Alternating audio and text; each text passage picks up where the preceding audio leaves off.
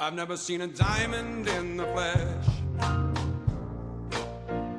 I cut my teeth on wedding rings in the movies, and I'm not proud of my address.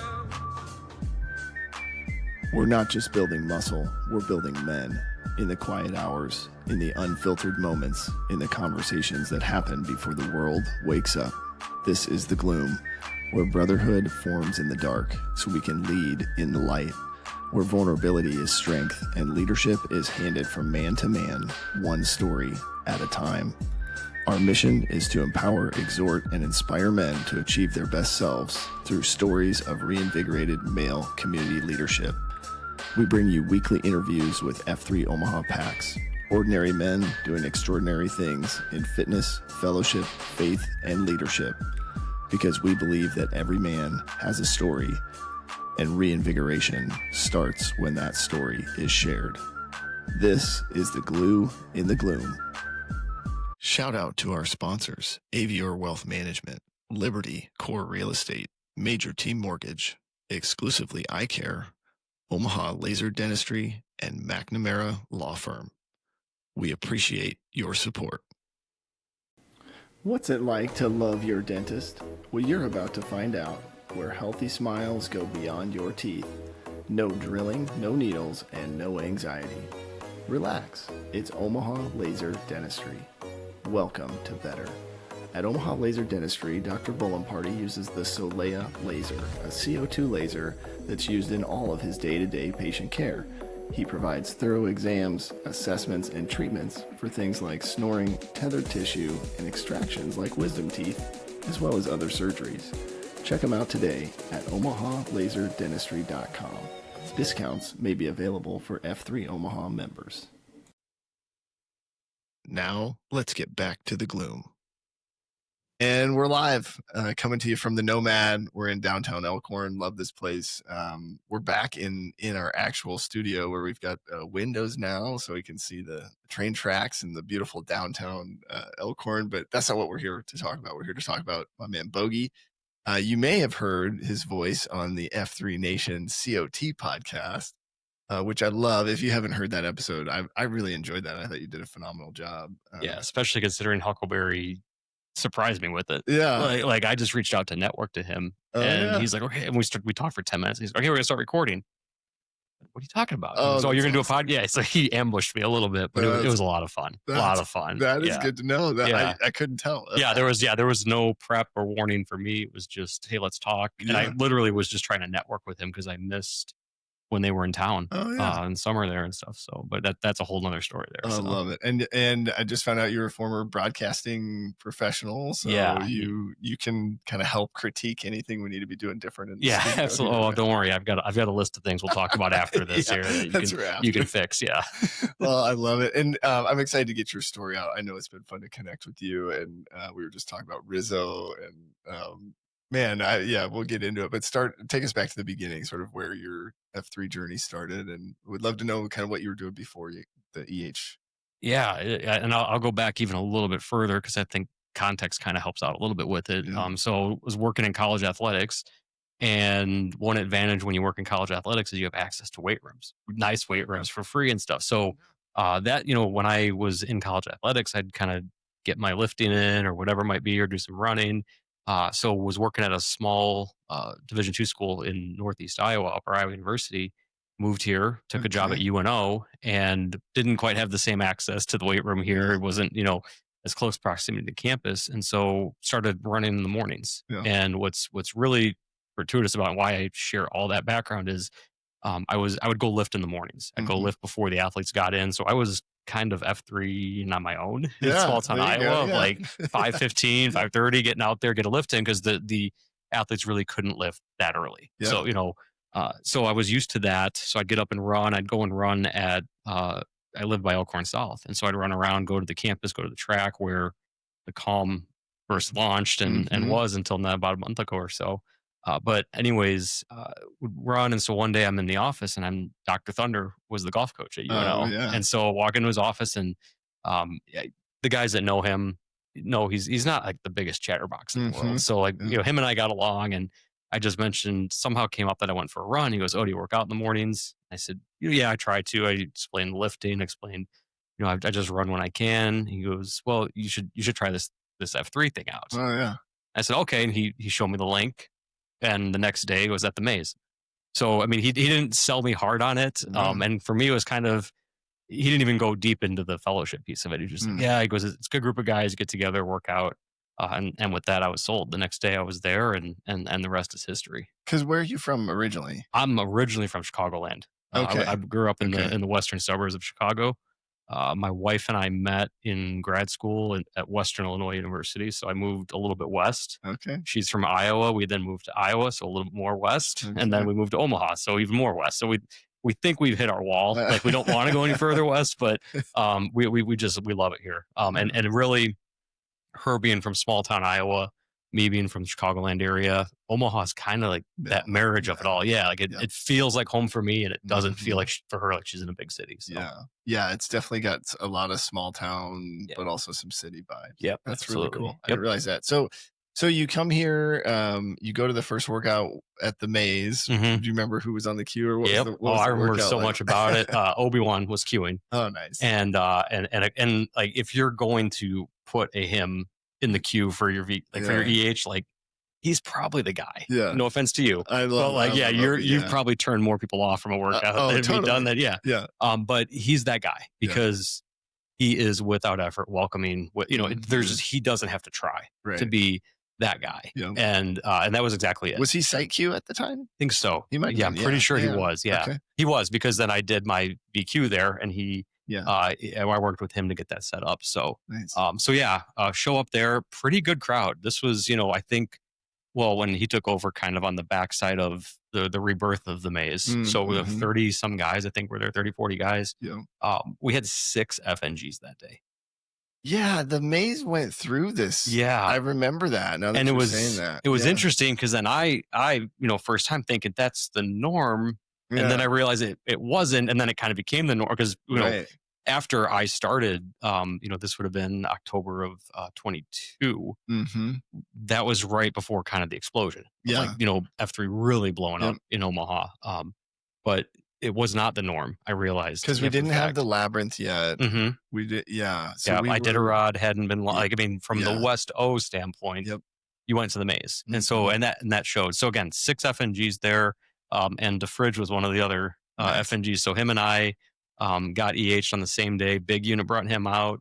Dr. Thunder brought me out, and what's really funny about that is we go to the same church. We didn't know it prior to F3. That's funny, and we would have connected. It would have happened.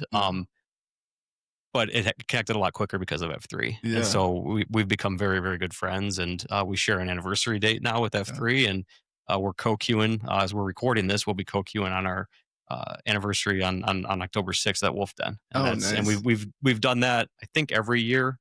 Now we've just kind of partnered up for that. And it's just a fun thing to get together with him. What about the other 4 guys? Do they still come out? Yeah, I don't think so. Okay. I couldn't tell you their names. I think Fridge knew one of them or knew of one of them, but a couple of them were high schoolers, were kids, and I think it was obvious they weren't going to be back. But, but yeah, 2 out of 6 is decent. So. Yeah, because did Dr. Thunder? I feel like I remember this day. Did he bring out like some golf students or not that? No, because the other ones were. I don't remember who brought them out, but again, it was that younger, definitely that separation of I'd like to think Fridge and I have accelerated pretty quickly and got involved and stuff, and so I think no offense to the guys that didn't come back, but you guys F3 benefited with the 2 best that day. Yeah. So. Now tell us about the name. What do you remember? Were you like? Yeah, because if there's naming 6 guys, it kind of it is. It's a little rapid fire. I was actually a little bit angry at Fridge right away because I'm from Chicago. I'm a Bears fan. And so like I'm kind of thinking like, okay, if I didn't know a whole lot about how it was going to work, but I kind of picked up quick. I'm like, okay, share some of those stories that I might get a Chicago name and that'd be really cool. And but I also knew you don't get to pick. So so they asked hobbies and what do you do, and I was really close to being Venmo. Because I said I do fundraising. I said how I know Dr. Thunder, and I said I do fundraising, and somebody threw out Venmo, and again, a lot of people there. Yeah. So there was a little bit of momentum behind that. Yeah. And then somebody said, "What are your hobbies?" And I just said, "Well, I absolutely love to golf. Like I love golfing. I love taking my kids out, going golfing, but I am terrible at it." Oh yeah. And I go, "It doesn't bother me." Yeah. And they said, "Great, bogey." Okay. And I said, I told them, and it's still true today. That's pretty generous of a name for me for golf. I'm way worse than a bogey-golfer. Yeah, but double bogey. Yeah. Double might have been a little generous at that time. That's funny. But yeah, so it was not I think like most of the naming stories, it was not probably the biggest trait or thing that I shared, but they latched onto it, and with 5 more guys to go, they moved on pretty quick. So yeah. Do you wish you would have been Venmo? Are you bummed that you didn't get Venmo? No, because I love the fact that I got a call sign. Yeah. Like out of it, like that. Yeah. When I look at it in hindsight of like, something that maybe fits me a little better, maybe. But the truth of it was, I really kind of dove into that now, and kind of owned it a little bit. And I just think it's fun having a call sign, especially one that's kind of obnoxious. So right. Well, so tell me this. You're bad at golf, but you still like it. How does that work? I'm like everybody. I feel like an F3. Former athlete. Was an athlete through high school. Didn't play in college or anything. I'm really able to separate the competitiveness out of golf, and some of that comes from I was fortunate. I was able to work at a couple of pro events, a couple of PGA events, a couple of Corn Ferry Tour events. And when you see the pros up close and sometimes inside the ropes and how good they are, it's really humbling. I mean, we all should be aware of that. Yeah. But it's just that realization of, that's what the best looks like. Yeah. And there's, millions of other people that do it. Yeah. And they're never going to even get close to it. Yeah. And so my goal is not perfection with it. Like, I can get frustrated, get angry, or I can have fun. Yeah. And so for me, it was always just about that getting out. And in my work and fundraising, you golf a lot with people. And my goal was always to just be comfortable. And I'm good being the comic relief. Like if I hit a bad shot, I need to be able to laugh it off, not, throw a club. So you don't convert more fundraisers the better you are at golf? I think it's the opposite. Okay. I really do, because if you're trying to convince somebody to give you money, to give you a lot of money, and you're a scratch golfer, they got to wonder what you're doing with your time. I'm like, I can at least say to them, I said, well, if I wasn't so busy fundraising, I might be able to hit the course a little more. Right. So, but yeah, for me, it's the humility of it. Yeah. It's a skill that very few possess at the high, type of levels. And I'm not even talking pros, but like even just like amateur golfers, like us. And so I gave up.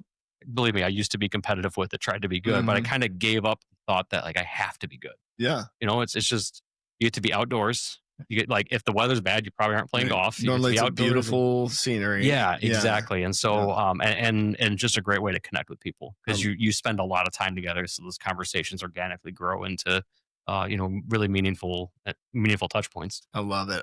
We were watching, this goofy movie, Leo the Lizard or something at home, but there's this moment where it's this lizard that can talk. He tells this little girl, like, you're not that great, right? You're not as great as you think you are. And then she has this moment where like the weight is lifted of like trying so hard to be perfect. Yeah. And so I kind of get that vibe when I hear you talking about like, if I just admit like, it's okay, I'm not ever going to be pro and I don't have to be, and then I can just go.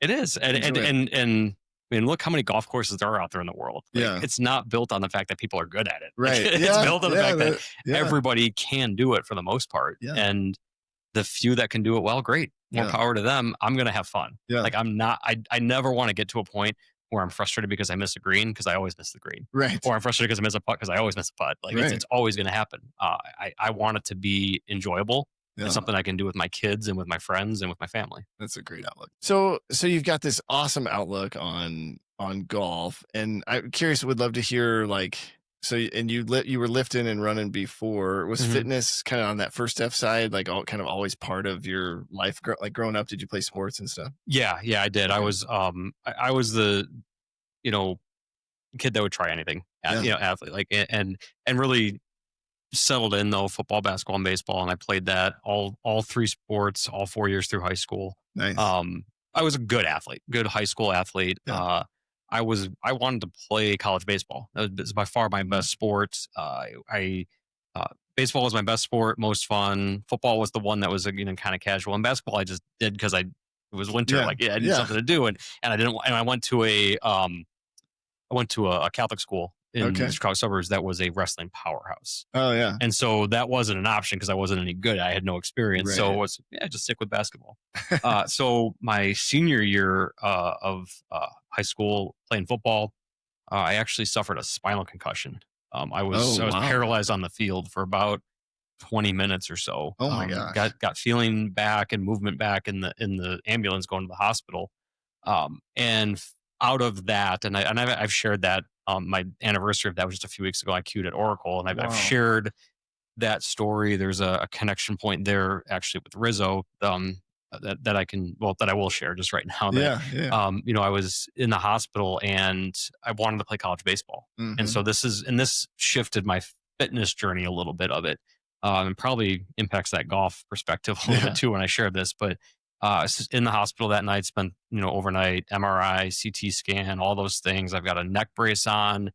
They never wiped the eye black off my face. So like my parents are there. My teammates, tough. Right? Yeah, my teammates came and visited. Like, I mean, like out of a movie type of thing. Yep. And I'm sitting there and I've got this neck brace on and there's still eye black under my face from, you have pictures of it? No, unfortunately, no pictures of that. I don't think my parents were at a place where that was their Not priority. But anyways, in the hospital that night, I had a dream that now I refer to as like a God touch. And so I'm in this hospital bed. I'm 17 years old. I'm college baseball. Like my vision at that point was I need to get healthy so I can fulfill my dream. Yeah, like that. That I need to go do that.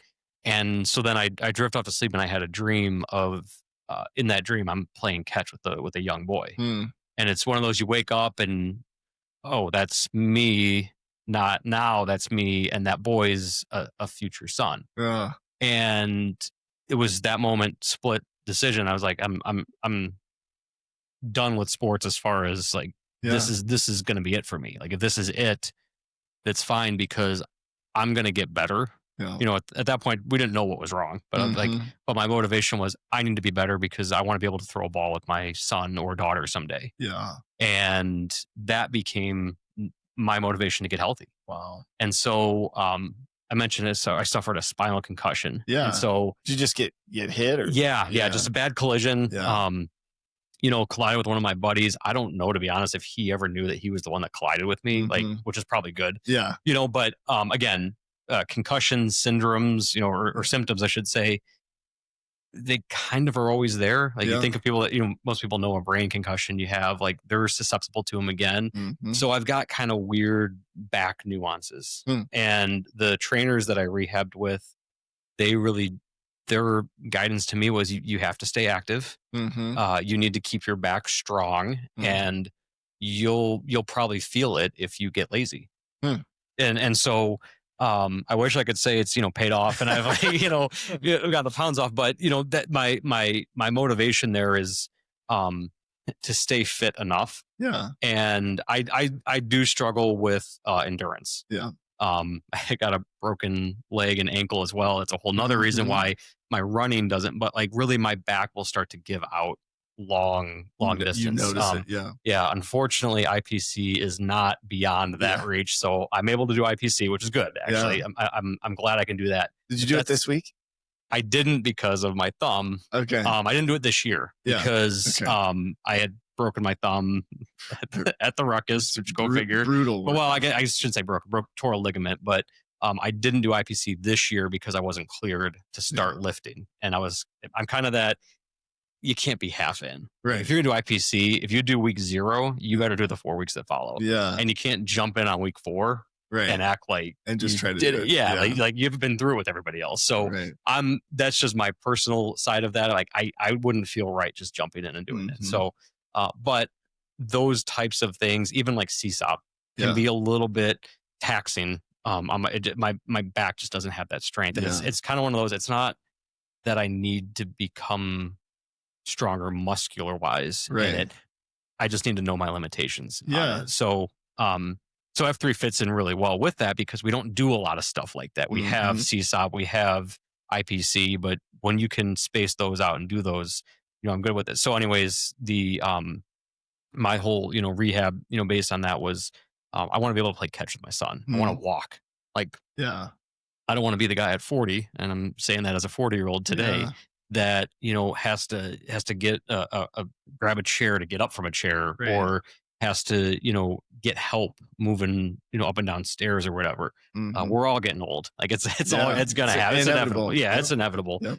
I didn't want to further speed that up or further that along any quicker than it was going to come already. So Yeah. so yeah, I made that decision based on that dream, that vision, and the COT that I shared this year at the Oracle. I talked about that, of having that having that that vision beyond what you think right now needs to be. And I've kind of tried to model my life, that way, from that Mhm. moment forward, of recognizing the bigger picture, Mm. live in the moment, recognize what you need to do now, but you've got to have some vision of what's down the road, and have some Yeah. perspective. And I think I've benefited from that. I think it's allowed me to accelerate where I need to, but Mhm. more importantly, it's allowed me to be able to play catch with my kids, Yeah. and who knows what else would have happened, but I know the path that I took led me to that, where I can be very active with my kids today and not have Yeah. to worry about that.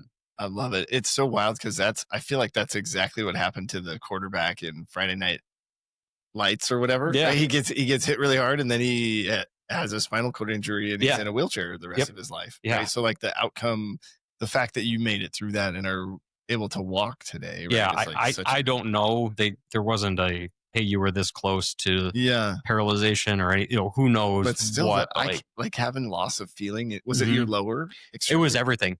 So Oh my gosh. the analogy of it, and I can remember this feeling was, I was playing defense and I go to make a tackle, and it, anybody that's played tackle football, whether it's in the backyard or proper padded football, you've been at the bottom of the pile at one time or another, Yeah. and you just kind of wisely wait for everybody to get up. Right. You just lay there because you're Right. just, Right. all right. I can't get up. You're on top Yeah. of me, like, Yeah. and so you just wait. You wait for the pile, and the pile never rose. Oh. And then one of my friends came over and said, "Brock, are you okay?" And I remember trying to say something like, "I'm just waiting for everyone to get up," and I just mumbled, like slurred mumble, like I couldn't speak. Wow. And they immediately were yelling for the Mhm. trainers to come out. And then next thing I know, the trainers, like, I'm face down on the ground. I can hear him right here, but I couldn't turn my head to see him. Wow. And yeah, it was just, That's there's like, terrifying. yeah, I have vivid ingrained memories of those moments. The smell of the grass, and the Yeah. what it was like. We didn't have lights, so it was a day game, so you had like the sun beating down on you. Like, Mhm. you couldn't have asked for a more beautiful day to play football, Yeah. and you couldn't have asked for a worse outcome of, Right. of how it went. So Oh man, that's yeah. well. I appreciate you sharing that story. Yeah. It's amazing these things that happen and kind of these pivotal moments. I would be curious when you think about. I mean, obviously, right? Like going from that experience to being able to do what you're doing today, Mhm. even with some of the limitations, right? Just knowing your body. How, do you feel like you've made progress? Yeah, As far as- it's like I don't view it as a crutch or as Yeah. a Doesn't seem like, like I know where the limitations are, yeah. and so, like, to a certain degree, it's, yeah, I'm never gonna be the fastest. I'm never gonna be the strongest per se, but I also don't think it's limited me. I Mhm. really don't, like, Yeah. because when F3 came about for me, it's like, yeah, I can do that. I need to. Mhm. Yeah. I need to, like, yeah, daily. Like, Yeah. that's a good regiment for me to stick to, and that's really it. I will feel it in my back when I skip multiple days in a row. We all need Interesting. rest. Yeah. You have to recover from time to time. But if I go 2 or 3 days, my back will tell me that I didn't, Yeah. and then my M will tell me, "Hey, you're getting a little ornery." Not from the physical standpoint, but from the, you haven't gotten your cup filled up with the Right. second F. Right. From it. She gets it Yeah. now. So Yeah. Oh, that's funny. And talk me through, like, have you done any of the other like Queen service or any of that stuff, or what's been like? Because you've lost some weight since you've been in, right? yeah, yes, lost some, gained some, Yeah, found yeah, some new. Yeah, a little bit. new places. Yeah, I've never done Queen service, Okay. and uh, I've always had a mindset of not stepping on a scale. Mm. I don't know why. And that's, I think, served me pretty well in that obviously doctors, you get on the scale from time to time. I think my weight from when I was like a senior in high school, when I was an active athlete, I've certainly ballooned up at one time, but like from where I'm at today, I'm within 10 pounds of where I was as like an 18-year-old. So I kind of feel like, well, I've kept that kind of in check. And you just know if your pants are fitting tighter. For me, it's 100% about feel. Like I don't need a number to tell me, or, to a certain degree, a doctor's report to tell me how I'm feeling. Right. If I can look in the mirror and see when I've been lazy. I can, when we go out for a run, I can tell when I maybe haven't been doing what I need to do. Body talks back. Yeah. Like I said, I know my body, I know its limitations, and I know when those limitations are, hey, you're being kind of fat and lazy, not, hey, you're physically need to watch yourself. And so, I haven't dove into the queen service piece of it. And I'm not against it, at all. Like, I think it's a great thing, and certainly from the motivation standpoint, but I didn't really enter into F3 with the mindset of I need to drop 15 pounds. This is the way to do it. Or, for me, it was just kind of the total immersion of what it was. And so, this time of year is so hard for me. I've never been, I'm always trying to out king my queen, what they say. And I've never, there's maybe been some pockets where I'll do like intermittent fasting or some sort of like queen type of thing. But this time of year with Halloween candy, and then you get into the holiday season, and I'm sort of like, oh man, I want to try to do it, but I also don't want to be that guy that's like so picky about what I'll eat and not, like if my kids want to go get ice cream or go hop over to the dairy chef over here, I'm going to get a Big Mike and I'm going to enjoy the heck out of that. And so I don't know. Absolutely. Liberty Core Real Estate is your homegrown real estate broker. If you're looking to buy or sell real estate, whether personal or investment, Armando, aka Brian, and Megan Michaels' company is ready to serve you. With Command Center in Old Town Elkhorn and agents all throughout the metro, they are more than ready to guide and serve you in your next real estate endeavor. Whether your next move needs to happen now or in 5 years, call or text Armando at 402-770-2165 to get your questions answered. And a special offer for F3 Nation PAX members, Liberty Core will donate $250 to your sponsor of choosing for every closed transaction. Stop looking, start finding today with Liberty Core Real Estate. So you're also a very social guy, right? And some of that is maybe from your work a little bit, but when you came into F3, so you would have been newer to town. So how'd you build relationships as you got? Well, and that was maybe part of it is that, in working in fundraising, you meet a lot of people, but it's hard sometimes to turn those into like true friendships. Right. And what's kind of cool about it is, and like, I know your father-in-law through being a donor, him being a donor to UNO and he still hockey. Can't figure out the ticket master. Yeah, I don't know. And that's, don't call me today. Like I can't help you, but even in that, like you meet people and what's kind of neat about it is you don't learn the value of the relationship until you're gone. And does it stay with you? Because in some cases it's just, well, that's the UNO guy. That's the hockey guy. That's the guy that helps me with my tickets or whatever, and there's plenty of that. Again, it's not a knock on anybody, but there's also people that I met through UNO or through wherever that still call me, still, we still chat with. And so that's kind of always been part of that experience of like, when you're the fundraising guy, you're asking people for money, how much does that relationship, really evolve and get built? But we moved from small town Iowa. I'm not going to say we didn't need a social life, because in small town Iowa, like everything is your life. Like there's not real separation. You kind of, your neighbors are your friends, or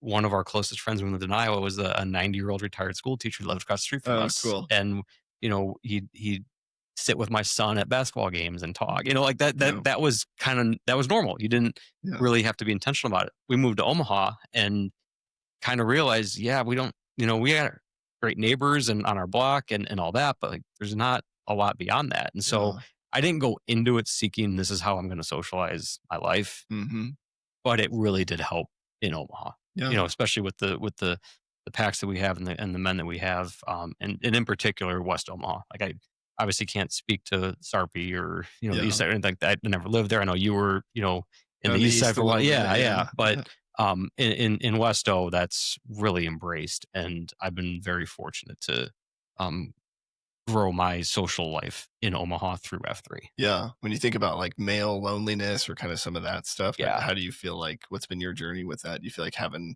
key friends has been impactful? I'm not shy. Yeah. Like it's just Yeah. I'm like my wife will say this all the time. Like I can walk into a room and make friends. Yeah. And like Yeah. doesn't matter what the setting is, and that's kind of by nature for me. Like Mhm. you can't do fundraising work if you're Right. afraid to approach somebody Wait and for them to come to you. yeah, like that's not exactly a great strategy to raise money. So so I that has to just kind of be an Yeah. innate ability to do that. So I can find ways to flourish. I can find ways to to grow friends. But for me, I was always really close inner circle. Mm. Before I knew of the concentrica, I was like, Mhm.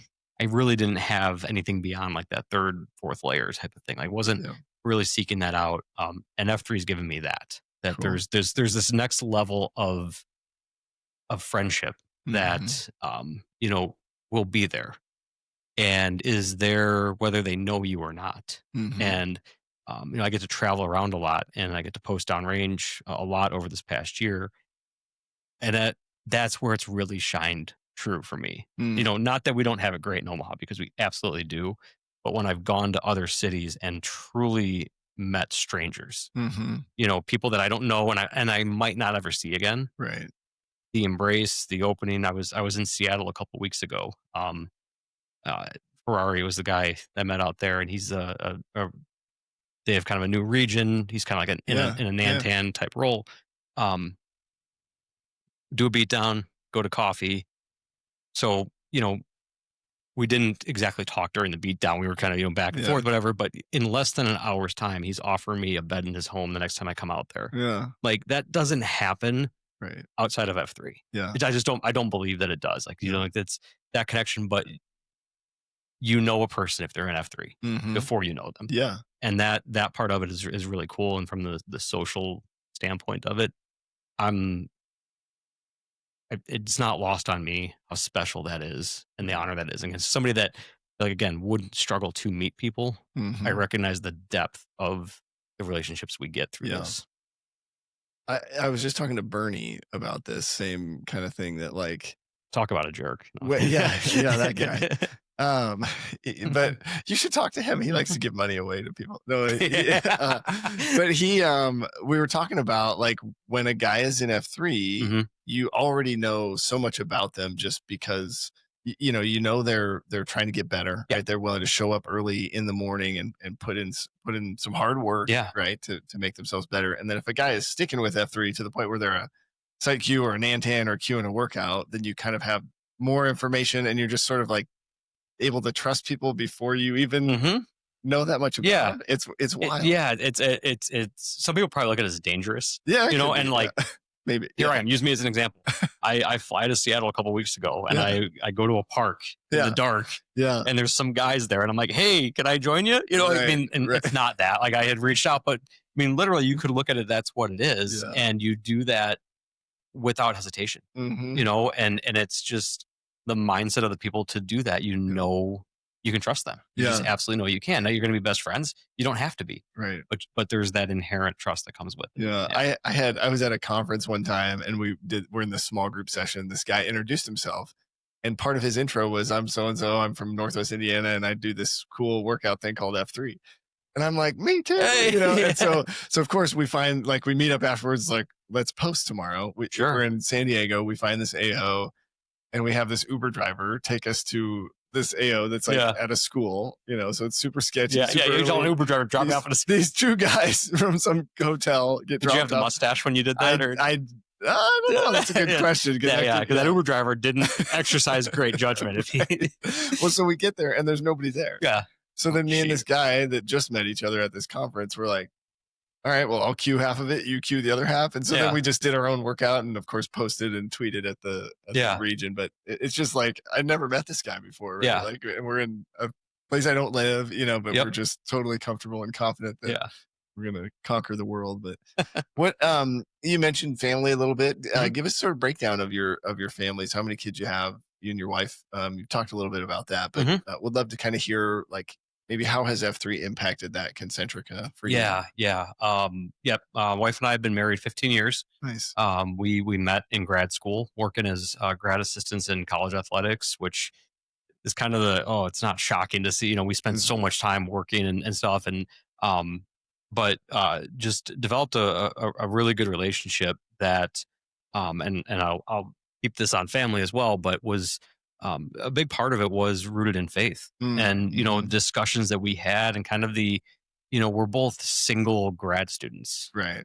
not single sophomores, Yeah. where Yeah. like there's just like the maturity of it when you're Yeah. 22, 23 years old is different. And that's so our relationship was really born out of a friendship, and God was present in it. Mm. And that was a big part of it. And so I grew up Catholic. I was Catholic schooled first through 12th grade, and my wife grew up Lutheran. And we had some honest discussions about faith and religion as a family, and sort of, I a lot with what you've done with the Whetstone podcast and stuff, Yeah. with Dred's words really rang true to me about how he views the shield lock, and their take of, we have to believe in the same thing. We don't have to believe maybe the doctrine and all that, but that Jesus died on the cross for us, and he's our savior, and that's enough. Sometimes that, and that was kind of where it started for us. It's like, well, we're both Christian, we're both and that really evolved. Our relationship evolved kind of out of that, of like we're aligned there, Yeah. and our goals in life then we're similar. Things we wanted to do, wanted to have a family, wanted to have God as a presence in our home, in that. And so that was just I think a big foundational piece for us. The small sidebar story there is, my wife was Lutheran, I was Catholic. One of my best friends, so I did undergrad and grad school at the same university. Okay. And so one of my best friends from undergrad, she was Lutheran, so I got to know her pastor really well, Oh, cool. which turned out to be the same denomination that my wife went to. So I knew her pastor before she did. Oh, nice. And then he ended up being our marriage. Yeah, he married us. He was our marriage counselor. And so did like, you convert to? I did. Yeah. Okay. Yep. And it was that idea. You made the right choice. I says it was easy for me. The analogy I use is that, I was Catholic schooled. Grew up in the Catholic Church.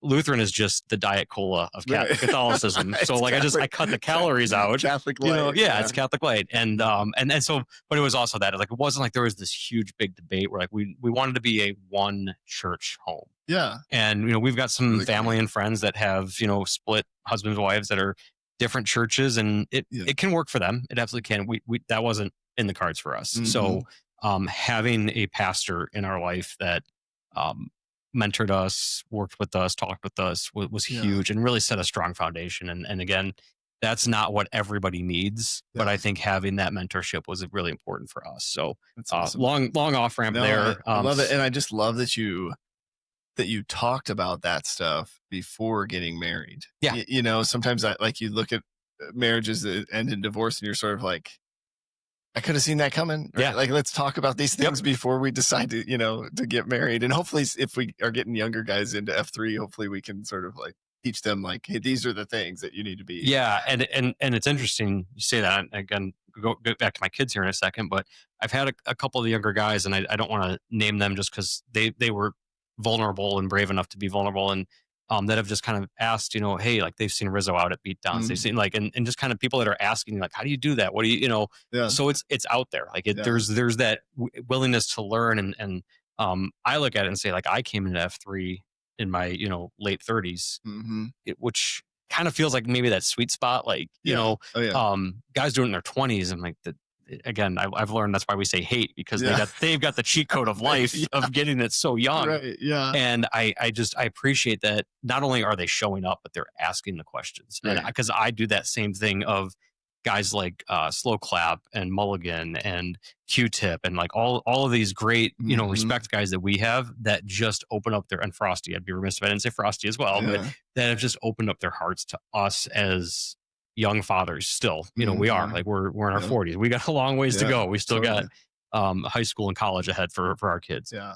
But it's great to see that with the young PAX members that recognize the cheat code they have for life. So but yeah, back on my kids then. I've got my daughter just turned 9 last week. Okay. So we had kind of a extended birthday weekend. Family, grandparents were in, all that. Lots of fun. And then Rizzo, who's known by many PAX members. Rizzo is 12. Just great kids that get F3. They've both been out. Rizzo's been out. I mean, I'm using his F3 name, not his real name. Rizzo, I feel like has been like a 10-time recipient of the Mighty Mazer Award, right? He's gotten a few times. I mean, for people that wouldn't know this, and there would only be about 8 other guys that would know. Plague, you cued his birthday this past year, his 12th birthday. Awesome, and it was a miserable day. It was snow and cold, and he was off school that day. Yeah. And he's like, I want to post on my birthday. And he goes, I want to go to the maze. I said, it's going to be miserable. And Plague's on the queue. And Plague's on the queue. Like, I go, I don't know if I want you to know. I'm like, it's going to be tough. It's going to be probably one of the toughest beat downs you've ever done. And he goes, I don't care. That's where I want to go. That's funny. And he loved it. He just absolutely loved it. It wasn't that hard. It was not. It was fun. Like we kept sliding down that hill. And I remember I'm getting more lenient in my old age. I just remember that day Zamboni bragging about his shoes that he never slips in. And I don't think that guy made it up the hill clean once. Every time. That was fun. And then he got the Mighty Mazer Award on his birthday. And then Rizzo got the Mighty Mazer from Slow Pitch that day, which was again cool. And Slow Pitch and Tater Tot have gotten to know Rizzo pretty well because Rizzo likes to go to the flag passes and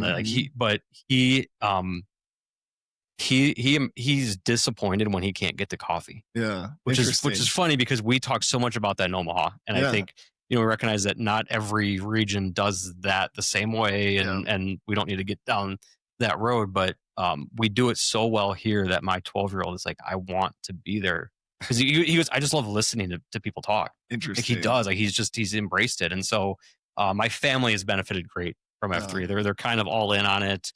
My M, she was supportive of it from day one. And she works from home, so flexibility for her schedule. That's great. Gives me flexibility where I can come in hot from coffee, have to shave, shower, get to work, and she's taking care of. She's keeping the household down because she recognizes what it is. And the biggest compliment she probably gave was when I made the transition from college athletics to working at Boys Town now. She told me after the fact, she goes, if not for F3, you never would have done that. You never would have made that transition. The confidence, that I had from it, in that college athletics. And this will sound like such a knock, and I don't mean it to be, but it can be superficial. There's a very, hierarchy, and are you aspiring to be the AD and your wins are wins. They're literal wins. There's not, there's not this gray area. Like it's wins and losses. And that can be poison to some people. Yeah. And I don't know that it was poison to me, but I think my M would say I'm in a healthier spot that I was not comfortable getting to without F3. Talk me through that. Cause I remember a couple conversations with you as you were kind of going through the process and just, it reminds me kind of what we've talked about on the whetstone, right? Was sort of like, how do I find my sort of D2X or whatever you call it? But what was that sort of process like for you as guys are thinking about, I feel like every guy we're sort of always thinking about our career and is what I'm doing having an impact? But what was what was that like for you? I feel like I've had this really weird yet also kind of logical progression of my career that I think has led me to my D2X of like, this is, and so, it started out with, I was comfortable behind a microphone. Yeah. And so I went into broadcasting, as a student. And then I'm like, well, I love sports. So I went into sports broadcasting. Yeah. And that leveraged me into getting a grad assistant position where I was doing some broadcasting and got my master's degree, met my wife. When I got done with grad school, they offered me, this is at Western Illinois, they offered me a full-time job to do football play-by-play. So I got, which was, at the time, I'm like, this is kind of the dream. Here I am at like 22, 23. I'm like, I've got my dream job. I'm getting to call football, do football games on the radio. And it was a lot of fun. Yeah. But I learned through that, well, I can talk to a brick wall. I don't need somebody I don't need someone to be sitting there listening to me. I can just talk into a microphone and be fine. which is probably not a healthy Right. thing Yeah. really Lots to of do. ferns in there. Yeah. But anyways, that led me to realizing, okay, well, if I can talk to nobody, then I can talk to people. Yeah. And so it was that transition for me into fundraising was, well, I'm telling the story as it happens. Mm-hmm. Fundraising is just telling a story that's happened, Mm. or what will happen type of thing. Like Yeah. it's the same type of skills. And so then I go, well, there seems to be a little more jobs open Yeah. in that world. I talked to a friend who at the time was at Oral Roberts University doing broadcasting. He's now the play-by-play guy at Texas Tech. Okay. Really successful guy, great individual, great family man. But I remember talking with him, and he had been in Oral Roberts for about 10 years, I think. And he goes, Brock, he's like, this is just exhausting. He goes, it's a grind. And he wasn't even a full-time employee. Interesting. He's doing basketball and baseball there. And I just looked at him. I'm like, gosh, I really respect this guy. I really look up to him. And he told me in the moment, he goes, I'm jealous of you because you have a full-time job in this. And I was like, wow, that was really eye-opening to me. And then made me realize, okay, what's your exit plan? Right. Because nothing's perfect. Nothing's permanent. Right. You never know when the carpet's going to get pulled off underneath you. And I realized, hey, what else could I do? Mm-hmm. And fundraising was already kind of getting put on my plate. And so I did some more of it. And so it was kind of that, okay, I can do these things. I can talk with people. I can meet with people. And I leveraged that as much as I could. And again, the college athletics piece was, hey, you should become an AD. You should, and I bought into that and I believed it. And I truly believe I would have been successful doing that. Like if I would have stayed that course. But got to the point here in college athletics today with the NIL stuff and everything that's going on is kind of a crazy world. And I just kind of had these moments where I'm like, is this really how my skills should be used? Right. Like, is this what God would want me to do? And the moment that I had that thought, that let me just see what's out there. And I pulled my phone out that night and I just searched development jobs in Omaha. Boys Town was the first one that popped up. And I had some general awareness of Boys Town. Obviously, we're there for the Oracle and all that, but I didn't really know the depth of what they did. Right. That sent me down the rabbit hole of, well, what is this? What am I really going to be doing? And then at the end of the day, missionality. Yeah. The mission for Boys Town is changing the way America cares for children and families. Like, I can get find me a hole in there, and we can have a talk. But find me a gap in there that you can't get behind on a daily basis. And so that was kind of it for me. And I think there's that realization of, we're never further away from a leader's decision of, hey, you're gonna have to find a new job, or like those realities are real. We all could lose our jobs on a whim for the most part, whenever. So you might as well do something that you care about, because if you're gonna really make a difference in the world and want to do that through your work, and not everybody has to. And I know that's a big part of what you guys talked about in the Whetstone is you don't have to have that job. For me, I didn't think I did either. Right. I thought hey, I can do my job, college athletics and all this. Yeah. And then I can find my place elsewhere. Yeah. Well, but when I was able to kind of marry that all together, it really kind of woke me up and put me in a place where I'm just extremely grateful for what I have. I can tell, because so we were talking about, on the Whetstone episode that we recorded last week, comes out actually tomorrow. We talked about Steve, and so Steve is the guy that's just doing what's right in furtherance of the mission, because that's what he is there to do. Right. You do this task, and I see that and hear that in you, because in your episode of the COT podcast, you just couldn't stop talking about how great Boys Town is and all the stuff that they offer. And then even the other day, you came up to me after I had a COT about suicide prevention and recovery awareness, and you're like, hey, by the way, Boys Town does this really cool thing. And so that is, to me, that is so cool, because not only do you find fulfillment out of that, but you're helping the organization achieve their mission. And like you said, when that's their mission, who doesn't want that, right? Who doesn't want the betterment of our families? So that's really cool. No, it is great. And it's, I feel very fortunate. God brought us to Omaha for a reason. I'm not going to say the final reason is for me to work at Boys Town. But it certainly has put me on a different path in my career, which has led to me being, more involved in this community, Mm. with it, and less transactional and more transformational. Yeah. Just thinking that like hearing your story, right? Even, back to this injury in high school and then just some of these moments, it sounds like your faith has been a huge part of that, right? Because you've sort of been in touch with, Hmm. either maybe it's Holy Spirit, God, call it whatever, but Yeah. listening to your body, listening to sort of these nudges or urges of like, maybe I'll look into that. Yeah.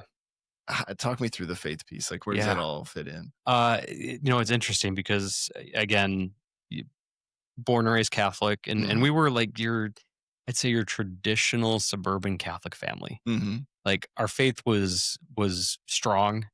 I wouldn't say, Yeah. we weren't the Creasters. Like we were in Yeah. church almost every Sunday.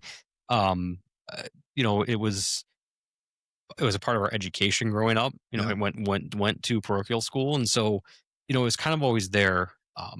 When I got to college, it was the first time I was at a public school Mm. in college, and I was a broadcasting major. And when you're a broadcasting major, you're kind of like, well, I really don't need anything else. Like I'm going to Mm. go down this road. So I was a religious studies minor, Mm. which was an interesting thing. It's at Western Illinois where I went for my undergrad. It's a discontinued minor. Like it's not it's No, one they of those don't ones that's gotten cut over they the don't years. have Like, it. Yeah. yeah, like, and there's just not a high interest in it. Right. But it really kind of shaped my perspective of like, and I went into it with this, well, I've been Catholic. Like, Mhm. and at that point I still was, and I didn't have an intention at that time of changing. I'm like, but I don't know anything about the world. Yeah. Like I know what Catholicism is, Mhm. and I know how to get an A on a theology test, Right. in high school, but I don't know, like, I don't really, know why we believe and why somebody wouldn't believe this and that. And so that part, that time at the time where we're all probably our most vulnerable for change and influence, um, I was exploring world religions, not Mm. in the sense of I'm going to convert, Mhm. but in the why do people believe this? Why do they behave this way? Why do Muslims pray a certain time every day? Why, Yeah. all of these things you kind of start to learn. Don't quiz me on them all now. I don't Yeah. I haven't was retained gonna all of that, yeah. but you start to learn these things about what faith really is, Yeah. because we know it's not a religion, Mhm. as we know in F3. Right. It's not. And so what does it look like? Why do we pray? What do we pray for? And so it really shaped my perspective on it, and opened my heart really to just kind of what I need to look at in the world. And um, it's a big part of that for me still today. I Mhm. really, try to focus on that. How, as a parent, how do I instill faith without saying this is what you believe? Yeah.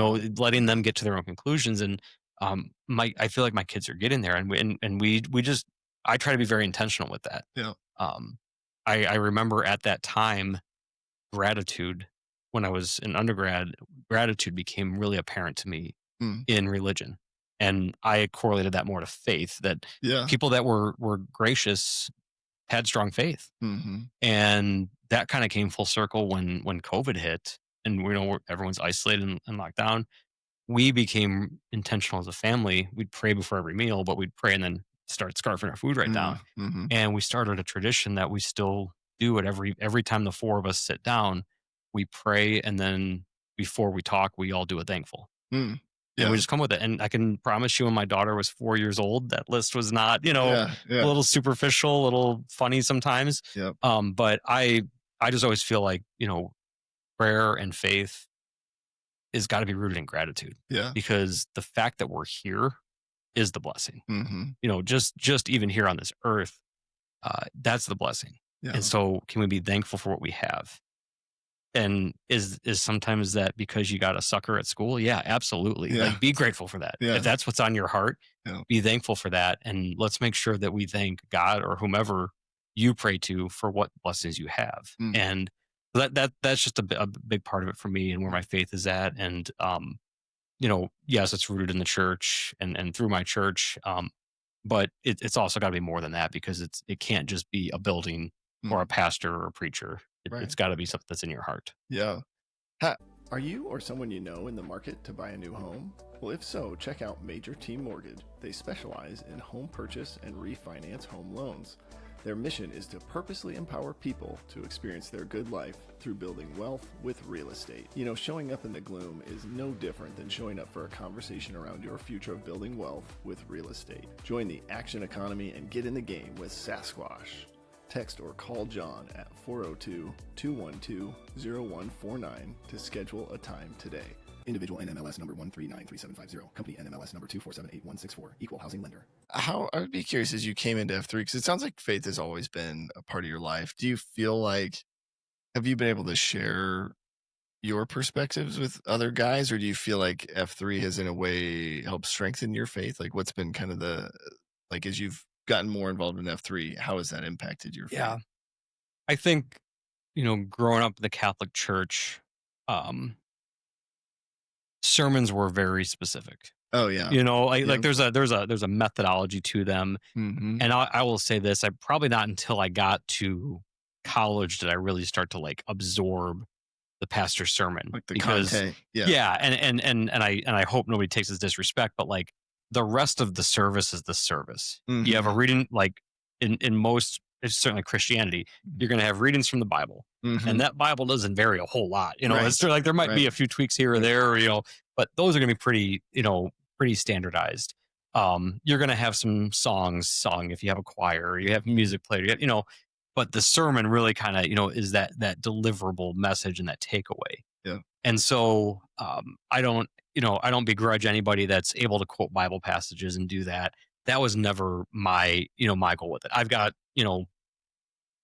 passages that mean a lot to me. Yeah. But it's also like, well, I don't need to throw that on you, right? Because it might not mean anything to you. I found a lot of value. And again, this was been, around the time that I was a religious studies minor and trying to think, I found a lot of value in just how can you handle the conversation of it? Oh yeah. Like what I believe in is, yes, rooted in the Bible, rooted in faith, rooted in the church. But if you're not a Lutheran, mm-hmm. or if you're not born and raised Catholic like I was, your perspective is bound to be different. I mean, it's bound to be different anyways, but bound to be vastly different. So can I explain what I'm feeling in a way that's not doctrine driven? Yeah. Now, can I do that as well? Yeah, in many cases. But that part of the conversation of it is where, and I think in F3, you can make a safe assumption of Christianity for a lot of our members, but not all. Mm-hmm. A lot of our men, are going to be, but not all of them. And so what's that conversation going to look like? And can you do it in a way that relates to today? Because I think most people are probably aware the Bible wasn't written in 2025 in Omaha, Nebraska. Right. You've got to be able to have some interpretation there, and we can quote passages and use them as foundation, but how do you interpret? How do you share that? And that's actually one of the things I love about like in the COTs is some guys will use preaching and certain like, we have like sermon notes at our church and I take them, but it's funny. I write a whole bunch of stuff at the bottom. And usually my COTs now are born out of the sermons that I hear, but it's more of like in the moment, what am I thinking? Yeah. How am I getting there? And trying to share that. So I love it. It's so cool. And I love that you called out being able to have conversations with other people about what they believe. I always think back to like the college campus crusade, go talk to somebody and read these 3 pages. And then all of a sudden, boom, they're, they've been changed, and I, it's funny because I don't think I've ever heard a story of that happening to somebody. No. I'm sure maybe it has once or twice, but like most of the time, especially in F3, F3 is a really safe place for a guy to sort of like not know what he believes or not be firm in that. Mm-hmm.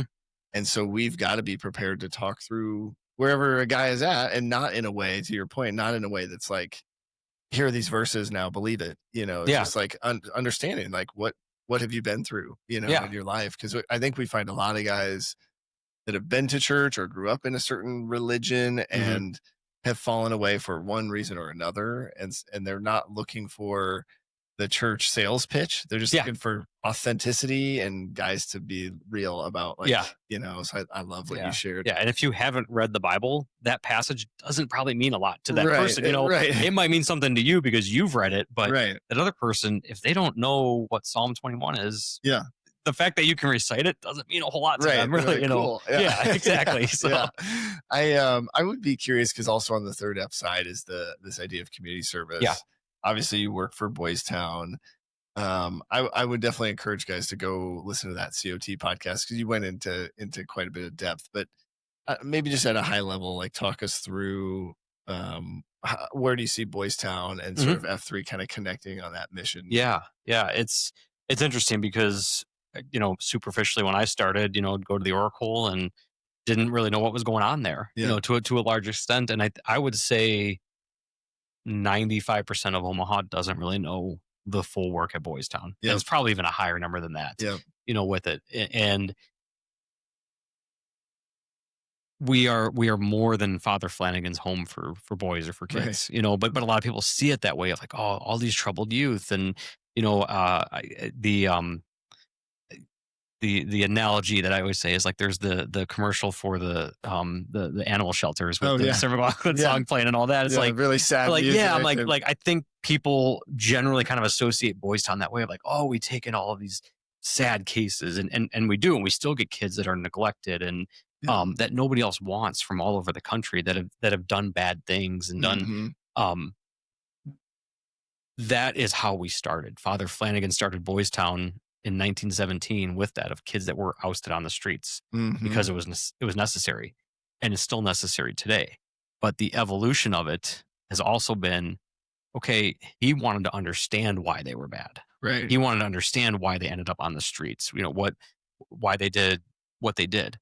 And that evolved us into pediatric healthcare and neuroscience research and psychology and psychiatry and a mental health hotline, which you alluded to earlier. So there's all these other services that you say, okay, how do you go from, and again, most people would say, oh, you're an orphanage, right? Like you just take in these homes. How do you go from that? Like, well, we go from that because the goal wasn't to take kids in. The goal was to better kids. Right. And the goal is still today to better kids. To leave no man behind. It's 100% F3. And I'm certain, I love Wait Time. I love talking with him.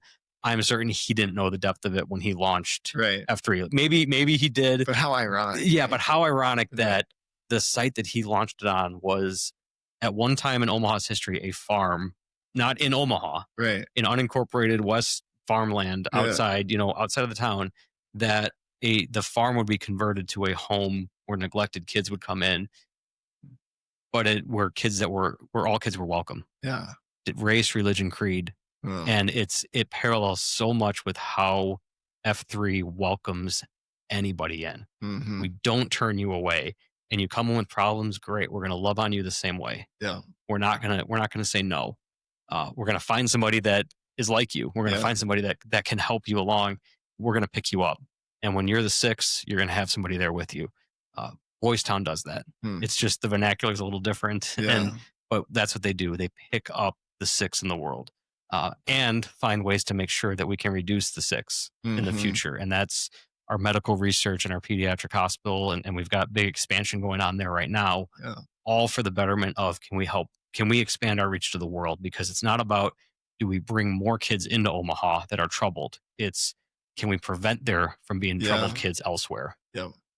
It's so cool. In nursing school, I did some of my clinicals at Boys Town, and they had would have been like an inpatient behavioral health area for kids. And you just, talking with some of they were like counselors, but had some, special training, and just thinking like, what happens to these kids if Boys Town isn't there? Yeah. And I just remember, some of the papers and things that I wrote for school, just, it is still a problem. There are still children out there that are being given up on. I don't know if that's the right way to, but it is in a sense, and who knows what their parents are going through or what they've done or whatever, but they're sort of like, we have, a little bit of the PR push here, but of the space you're talking about, our regional treatment center is where we do some of that high level care, long-term care for kids.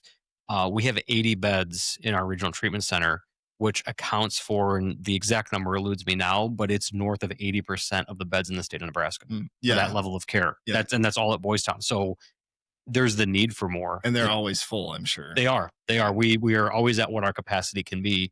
And that's a challenge because there's more kids that need care than what we can provide and what other spaces across the state can provide. So most of the kids end up here because just we have the volume space to handle it, but we don't have enough at the same time.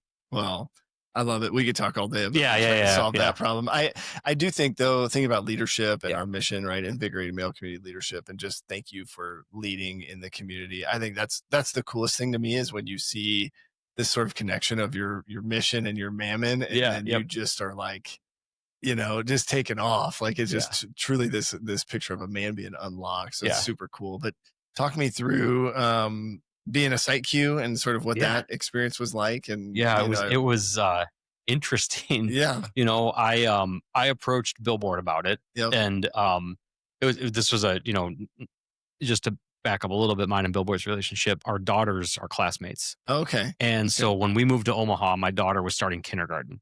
Rizzo was in 4th grade, and he had a little bit of a struggle. Just, it's a tough time for a kid to move. My daughter was starting kindergarten. She's a social butterfly. Like she just rolled right into it. And so I'm running one day at, it was block party or top rope. And I'm running with Billboard, and I hadn't met him really. And we're talking and your kid goes to Fire Ridge. My kid goes to Fire Ridge. And he goes, "Oh, you're Ellie's dad."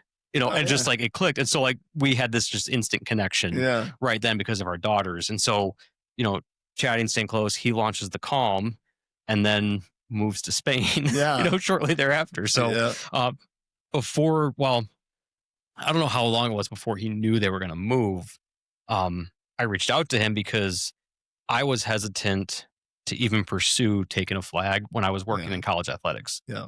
It's a tough schedule. You kind of know it, but you kind of don't, and events and all this. And like, I just didn't feel like I could devote what it needed. Not time, but like mentally be. And I finally reached a point where I'm like, just got to do it. Yeah. So I approached him about it, and he goes, and explained the whole situation. So it got accelerated because he didn't hit his 1 year on passing the flag because of when he moved. And so kind of got thrown into it, not quickly, but like kind of like, at an odd time, out of sync, all this. And it was great at the start because the Calm was really successful early on. He did a great job launching it. And then the evolution of it then kind of turned sour because we started to run into issues with access to the track and to the turf fields at Elkhorn South High. And it was nothing directed at F3. F3 didn't do anything wrong. Nobody was out to get us. But the majority of my year of leadership was really kind of centered around, well, what are we going to do? Are we going to stay here? Are we going to be locked out this week? And there was times where, we had to modify into the parking lot because we couldn't get on the turf or on the track. And so, as the end was nearing for me, I kind of realized, okay, my legacy is, can I fix this? Can I make this something better? And Rizzo is at Valley View Middle School, which is just across 204th from Elkhorn South High. And so I went and talked to the principal there about it, and he just embraced it. Oh, cool. He was like, F3, he goes, "This sounds awesome." Actually, before he even said, "Yes, you can come here," he asked if he could join. Oh. And so has he been out yet? So he EH'd on the flag pass day. Oh, cool. He came out, and I think he's missed one day at the Calm since when it was storming. Oh yeah. But what was really cool about it, and again, this is where I'm like, okay, well, as the leadership, what did I do? Because there was a moment where I had the negative thoughts come in where I'm like, I failed. We had to move, and it was never doom and gloom type of thing, but I'm like, but the realization of, no, we got the Calm to where it needs to be, at the right place where they embrace it. What's really cool about it is Ozark and Gator and Bogey, Fridge, they all live in that neighborhood. They all know the principal. Oh, cool. So when he came out, they were all going up to him because he was the national principal of the year last year, something like that. And so he's good. Vespa was doing the construction at the middle school when we moved the site, and then we did the flag pass, and he threw that out there, and then so he became Gold Star. Nice. He's the principal Gold Star. So and he's been back and he's bought in, and obviously he's a high school or a middle school educator. He can't post with regularity, but he comes to the Calm every week because that's his school, and he goes and he's there. And he can't stay for coffee. He goes and gets coffee, then he goes back and showers up and goes about his day. But so getting to have his name attached to mine as an EH story is pretty cool. the site Q portion of it, the leadership, I share that because again, that's like, I feel like that was the big thing I did. The site Q portion of it, was great. It was a lot of fun. I shared this in my COT at the Flag Pass. I cherished the days where we had like 6 guys. Yeah. We had some of those, bad weather, Flag Passes. Speed bump would always steal guys out to Beacon Valley, like routinely, like everyone's going over Beacon Valley, like, but the calm really kind of lived up to its name. It was just, and it wasn't that it was easy, but it was just this place. And I know you got a queue coming up there soon. Yeah. And, it was just this, it's this place that, and I think that's what Billboard intended, where conversation could happen. Yeah. And what's cool about it, and we all know this, is like, you can have 20 guys at a site and you're going to talk to a few and be like that. But when you have a beatdown with 5 or 6 guys, it might feel like a failure. And as a Q, and I was sure to encourage our Qs on that. I'm like, it's not, you didn't do anything wrong. Right. You did everything right. Right. If you've got people talking and they took something away from it. And so I value that portion of it. Like, I don't know what the numbers were. I never really cared. Yeah. I could take the value of what my leadership for the site was based on what the quality of the conversation was every week at the site and then at coffee. And I was very intentional about that I would be at coffee and would be involved and make sure that people got something out of that in addition to the beatdown itself. So I love it. It is. And I think almost every guy goes through that. It's funny. We moved, I feel like Icy Hot. So I launched Paradise Island, right? Icy Hot moved it, and then Mayday moved it. And, and it's just like whatever the packs need, happens. Yeah. Right. Yeah. And if you're running into issues where this, you can't get in or whatever, just, I don't think guys realize that that's okay. Like sometimes it feels like, oh, but this is the flag, and it's like, we can move the pin on the website and, you just communicate. Which is a little more challenging than as we learned when we had a long text thread going to that, trying to, but it worked. F3 Nation map, we got that figured out. But also it's small workout groups, right? Yeah. Is the mission. And I think it's easy to get caught up in like success means more numbers. Yeah. But like, I loved, it's like, am I stewarding these men and sort of guiding these relationships? And we've had over the years, different sites kind of experience different things. And one of my favorite things to do, and Hard Hat is really good at this because he comes up with the goofiest questions. But if you ever do a beatdown where you've got stations with questions and to try to get guys to kind of talk and do that all the time. Oh, just build those. I haven't done it in a while, but like when I started queuing early on, I had questions on the exercises all the time. Yeah. It's the best. You hear guys make those connections and you're like, that's what it's all about, right? Just giving guys that confidence. I think people that have been to multiple of my beatdowns would say they probably experienced one of 2 things. One, the mandate, not encouragement, mandate of mumble chatter. Yeah. Like it's going to happen. Yeah. Or broga. Yeah. And broga, because usually that actually brings out a little bit of mumble chatter too, but like that intentionality in time of like, hey, let's be present, with where we're at. And I greatly value that about F3, that we can have those moments. And bigger is not better. Yeah. Like you do lose something when you have 30 guys together. Yeah. There's a time and place for that. Yeah. And it's certainly, but to anybody that's queuing, doing a VQ, usually I think we've been pretty good about VQs supporting guys, lately, making sure they have a little crowd, but like there's no reason to be discouraged. Yeah. Because there's a few guys there. Like my favorite beatdown as site Q was and I brought this up in my COT at Flag Pass. Edger mentioned it. Me, Edger, Cadbury, and Jukebox. I think every other site closed down that day because it was like snow, lightning, going. And we kind of had a safer area where it was kind of out of the elements a little bit, up on a loading dock. And we had so much fun. Yeah. Like we're getting pelted in the face with ice. But like that's fun I'll never forget that day, and I know they won't either. Yeah. And it was 4 of us. That's a really and we just and we went and got coffee afterwards, and it was fun. Yeah. I love it. Well, man, I just love hearing your story, and just I have to say thank you for your leadership. I think it's so cool. Kind of like I was saying, right, when you see a guy get unlocked, and then sort of like over time find his mission, and then pair that with the work that he gets to do every day and the way that you're leading men. I know you're also doing some stuff in like a second or third F Second F, role. I yeah. feel like Yep. I heard you the other day have this coolest idea of like an evening Q source, Yep. and I was like, why didn't I ever think of that? Yeah. That's so cool. But so you're doing third F stuff now? Second F. Okay. So I joined the West Omaha leadership team, and so Yeah. like from the second F standpoint, right now, uh, we're kind of sector, but basically Yeah. me, long neck's kind of heading up our second F, Yep. and then myself, Limu and Walleye. Okay. So the four of us are kind of tackling the second F stuff for Westo. And Nice. so doing a few things there. We've done cigar nights, we've done poker nights, we've done, and we kind of have some good momentum now. Like really getting guys out and networked, and Walleye had this great idea of donuts with dads, like at the park, I've like heard of just that. fun Yeah. stuff. Yeah. So but the Q source thing that we're launching here, I had this realization that Dicka is another one that our daughters are classmates and really good friends, and him and I are in a shield lock, just the two of us, and kind of actually based off the Whetstone discussion and what Dredd and Dark Helmet talk about of like intentionality of who you're with in that, like really being intentional about, is it the people that you're kind of aligned with, and so his brother though has joined Corn Palace. I don't know if you've come across Corn Palace. Yeah. So that's Dicka's brother, and he works down in Gretna.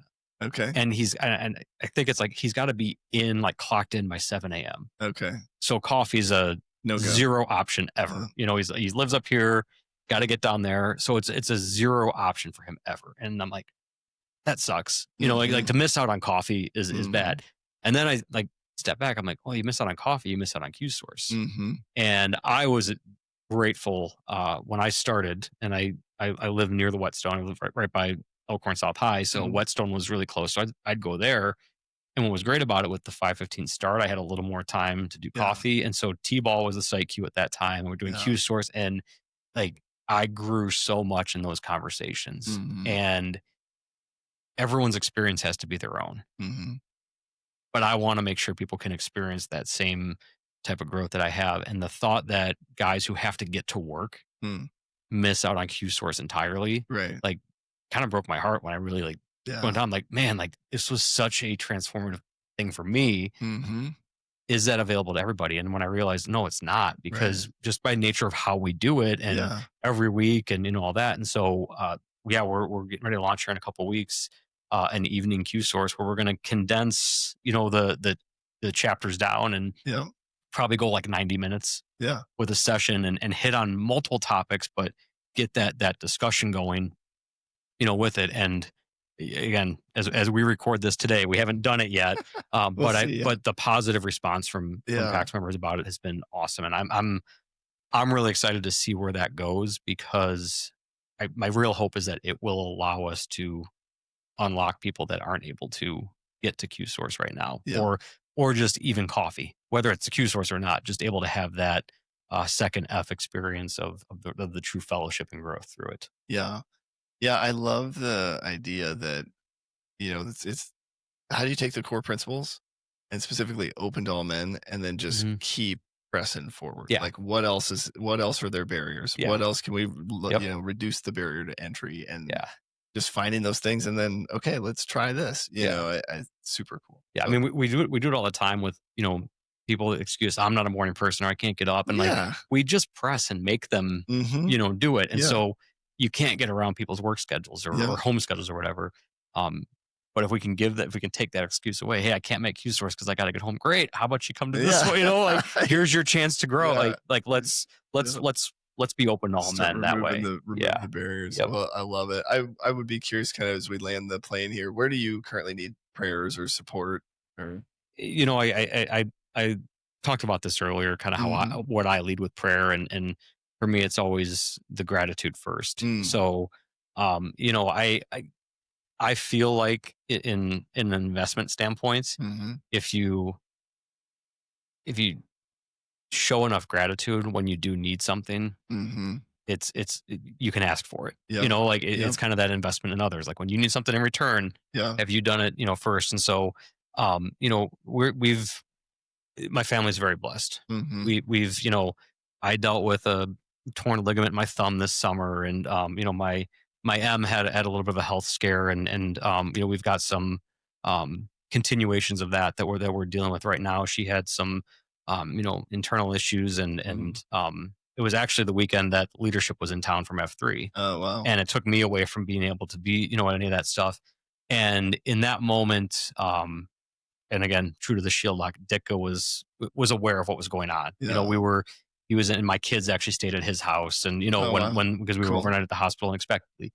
I share all that to say, in that moment, I didn't have to ask for prayers. Mm, They came, yeah. you know, and so um, I think it'd be selfish of me right now to be like, hey, I need prayers for this, or Sure. because I don't. Yeah. There's so many other PAX members that are going through things that Mm, they need prayers for, and I know likewise they're not necessarily asking for them, but they're yeah. getting them. Yeah. And so with where I'm at today, I don't have a request for me. Mm, It'd be for others, but my prayer would be one of gratitude that I'm fortunate to have F3, to have F3 Omaha, to have people like you and everybody in F3 that is there for me. That again, I know when I do need the prayers, I don't have to ask; yeah. they'll be there. Yeah, that's super cool. Well, I appreciate it, man. And thank you so much again for your leadership, for telling your story. I know guys will be impacted by this, and I think, yeah, just really inspiring. So we'll do a little name out to end us out Absolutely. here. Brandon Fleharty, 39 The Plague. The plague. Ah! Brock Wismiller 40 bogey. Bogey 4, right? That's right. Yeah. That's heck it. yeah, I think that's cool. Fridge started it. I don't know if your nickname was Venmo, it'd have to be like cha-ching. Yeah, it wouldn't work as yeah. yeah. Yeah, which then wouldn't, No, wouldn't play well with being like a I front said, rower. I've got a call sign and it works. So. Yeah, I love it. Well, thanks, man. All right, Appreciate thanks, it. buddy. Every man's got a story, oh, finding grace in the highs and the lows. Every man's got a story, yeah, we're not alone, we're not alone. Every man's got a story, oh, finding grace in the highs and the lows. Every man's got a story, yeah, we're not alone, we're not alone. From the fire to the freedom, from the struggle to the song, we're all walking out the journey, but we don't walk alone. Ooh.